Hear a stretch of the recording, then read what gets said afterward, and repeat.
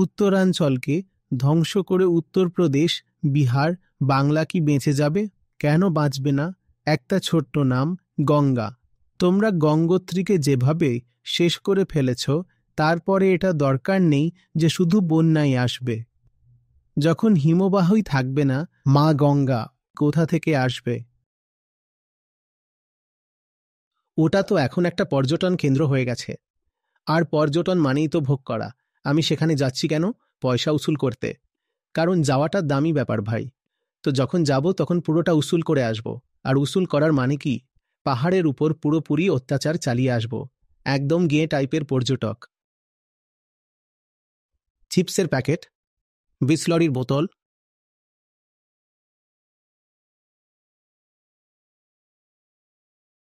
অনেক ঝর্ণা আছে ওখানে। প্রায় প্রতি ২০০ মিটারই একটানা একটা ঝর্ণা দেখা যায়, বিশেষ করে বর্ষার ঝর্ণা। সাধারণ সময় শুকিয়ে যায়, কিন্তু বৃষ্টির সময় আবার বইতে শুরু করে। এখন ভালো করে দেখো, কতগুলো ঝর্ণা শুধু প্লাস্টিকের কারণে বন্ধ হয়ে গেছে। সেগুলো আর বইতেই পারছে না। প্লাস্টিক তাদের আটকে দিয়েছে। আর জল জমে জমে থাকে। উপরে থেকে তো আসছেই, বরফ গলছে ক্রমাগত। জল জমতেই থাকবে। তারপর কি হবে? তখন সেটা ধ্বংস ডেকে আনবে। অথবা যেখানে জমে আছে সেই জায়গার পাথরকেই গলিয়ে দেবে। আর যখন পাথর গলে যাবে তখন কি হবে? সবকিছু নিচে নেমে যাবে। তীর্থযাত্রার জন্য এখন হেলিকপ্টার আছে, আর পুরো রোপওয়ে বানিয়ে ফেলা হয়েছে। উড়ন্ত খাটে বসে তুমি মহাদেবের কাছে যাবে, ওনার মাথার ওপর দিয়ে উড়ে আসবে। তীর্থ তো সেখানে একটা কারণেই স্থাপন করা হয়েছিল, তাই না? যাতে তুমি নিজের পায়ে হেঁটে সেখানে যেতে পারো। তো প্রথমেই আমরা এই বেইমানিটা করলাম যে ঘোড়া আর খচ্চর জুড়ে। এ নিয়েও আমি বলেছিলাম, ভাই, ঘোড়াগুলোরে তীর্থযাত্রা করাচ্ছ কেন? ওদের জীবন কেড়ে নিচ্ছ কেন? ওরা কবে বলছে যে ওদের এই সব করতে হবে? পশুপতি তো সব পশুই প্রিয়, তাই না? ওদের তো এই সব করার দরকারই নেই। দিনে ৩ বার উপরে, ৩ বার নিচে, আর তুমি তাদের মেরে ফেলছ, লাশ পড়ে থাকে। সব মিলিয়ে ওই একই জিনিস, দি এনআরআই ড্রিম। আমার তীর্থ তাহলে একেবারে 5 স্টার তীর্থ হওয়া উচিত। চট করে দিল্লি থেকে গাড়ি ছাড়ল, আর ফট করে সোজা গিয়ে কেদারনাথে দাঁড়িয়ে পড়ল।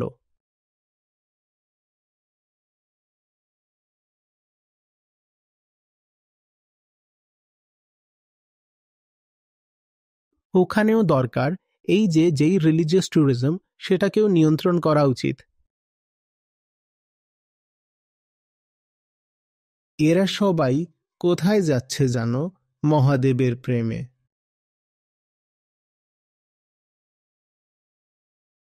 বেশিরভাগ মানুষ তো শিবত্ব সম্পর্কে কিছুই জানে না।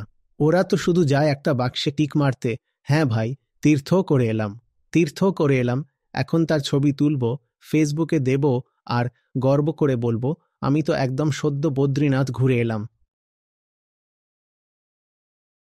যাদের জীবনে শিব কোথাও নেই, তারা কি পাহাড়ে গিয়ে শিবকে পেয়ে যাবে? তাদের কি শিবের প্রতি কোনো ভালোবাসা আছে? খচ্চর আর ঘোড়ার উপর অত্যাচার করে তুমি সেখানে পৌঁছাও, এটাই কি পশুপতির প্রেমের প্রতীক? পশুদের উপর অত্যাচার? এই যে চারধাম ট্যুরিজম চলছে, এটা তো নিয়ন্ত্রিত হওয়া উচিত। ৪ মাসের ওয়েটিং লিস্ট থাকা দরকার। যেন কেবল তারাই যায় যারা সত্যিই সিরিয়াস। এমন না যে কারো হঠাৎ মুড হলো আর বলল, চলো ডার্লিং, হানিমুন করতে পাহাড়ে যাই। এখানে তো অনেক গরম পড়েছে, ক্লাইমেট চেঞ্জ হয়ে গেছে, দিল্লিতে গড় তাপমাত্রা ৪ ডিগ্রি বেশি। চলো কেদারনাথ যাই, মজা হবে। আর কেদারনাথ যাওয়ার পথে যত জায়গা আছে সেগুলোরও আনন্দ নিতে নিতে যাব। আগে ঋষিকেশে থাকব, তারপর কানাতাল আছে সেখানে থাকব, কেদারনাথের কাছে চোপতা আছে, ওখানেও মজা করব।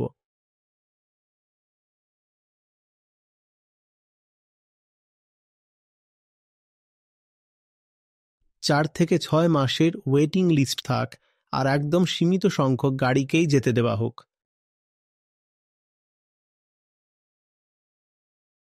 বড় মাংসাশী, অত্যাচারী, দুর্নীতিগ্রস্ত লোকজনই তো সেখানে পাহাড়ের চূড়োয় উঠছে।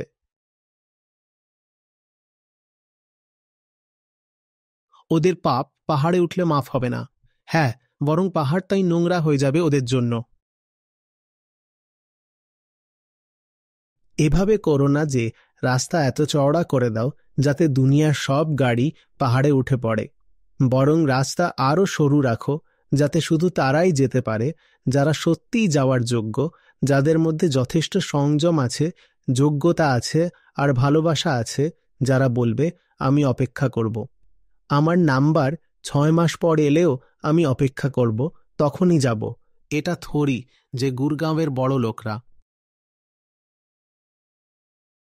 তারপর নিজের ফরচুনারটা নিয়ে ঝটপট উঠে পড়লাম ওখানে, আর অনেক খুশি হলাম। বাহ, রাস্তা এখন কত চওড়া হয়ে গেছে, দারুণ লাগছে। মাঝে মাঝে চিকেন টিক্কাও পাওয়া যাচ্ছে।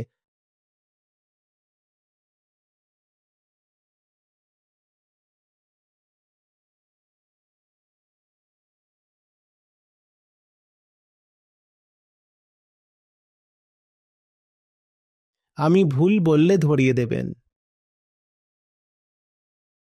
পাহাড়ে দূষণের সবচেয়ে বড় কারণ কারা? স্থানীয় বাসিন্দারা।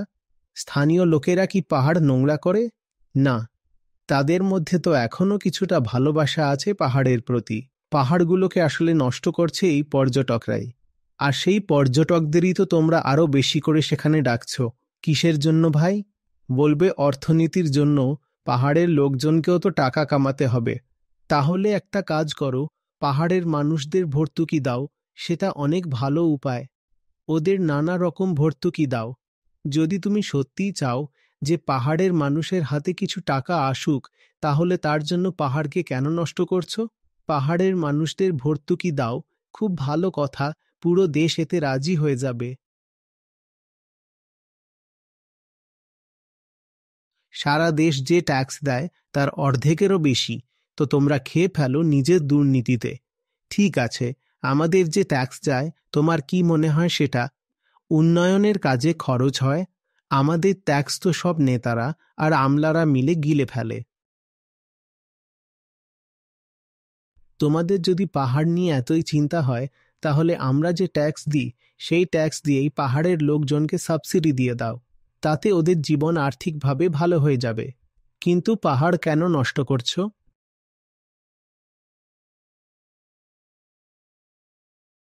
কি অদ্ভুত ব্যাপার বলো তো।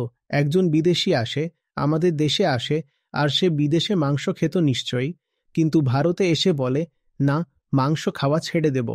এমনকি আমি পশুদের ওপর নিষ্ঠুরতা করে তৈরি হওয়া জিনিস যেমন দুধ, পনির এসবও ছুঁব না। এটাই হচ্ছে বিদেশিদের অবস্থা।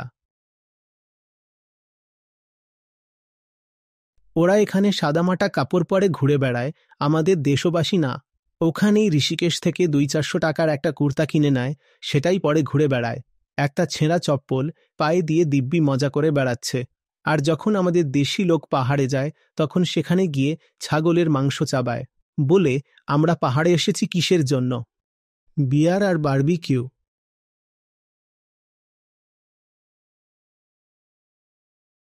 বিদেশিরা মাংসাশী, কিন্তু পাহাড়ে এলে হয়ে যায় নিরামিষভোজী। আর দেশি লোকটা নিজের বাড়িতে যতই নিরামিষভোজী হোক, পাহাড়ে গিয়ে হয়ে যায় ধর্ষক। একদম পূর্ণ মাংসাশী।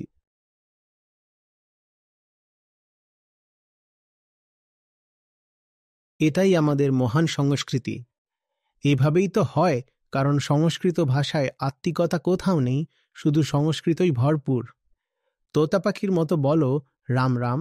তুমি তোতা পাখির মতো রাম রাম বলছো। তোতা রটন্তু সংস্কৃত। সন্তরা এত কিছু বোঝালেন, এত কিছু বললেন।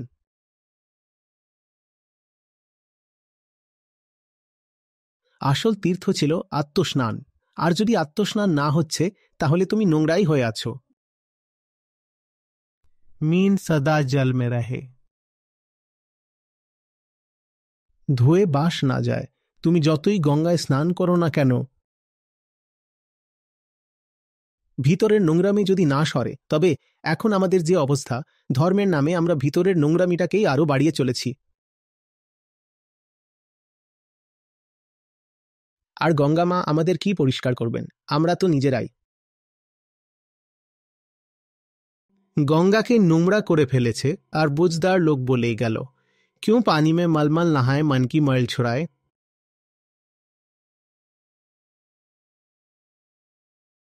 গঙ্গা গয়েও তে মুক্তি নাহি, 100 গোতে খায়।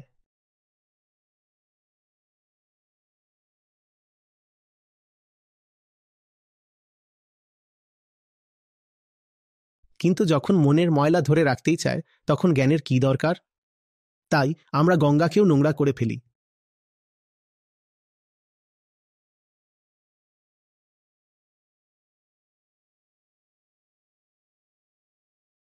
আর যখন ভেতরে একটা জানোয়ার বসে থাকে, তখন আমরা পাহাড়ের জঙ্গলের সব জানোয়ারকেই মেরে ফেলি।